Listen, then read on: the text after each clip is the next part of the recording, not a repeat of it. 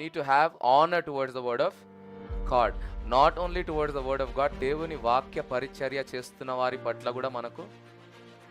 హల్లెలూయా, హల్లెలూయా. మోషే మాటలు అందరు వింటూనే ఉన్నారు, కానీ ఆరోను మరియమ్మ ఏమైందంట, నువ్వు పెద్ద తోప, నీకేమైనా ఎక్కువ 2-3 చేతులు ఎక్కువ ఉన్నాయా అన్నారంట కదా. అనేలోపు ఆ దేవుని వాక్యము వారి జీవితంలో దీవెన కాకుండా శాపంగా మారిపోయింది. అవునా కాదా? హల్లెలూయా, అవునా కాదా చెప్పండి. సో ఉట్టి దేవుని మాటల పట్ల కాదు, దేవుని మాట, దేవుని వాక్య పరిచర్య చేస్తున్న దైవజనుల పట్ల కూడా మనకు.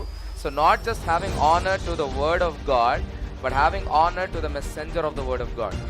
హల్లెలూయా, హల్లెలూయా, హల్లెలూయా. నువ్వు ఎంతైనా దేవుని వాక్యం నమ్ము, దేవుని పరిచర్య చేసే దైవజనులు వెనుక మీరు మాట్లాడడము, సనగడము, గునగడం మొదలు పెడితే ఆ వాక్యము దీవెన కాకుండా శాపంగా మారు.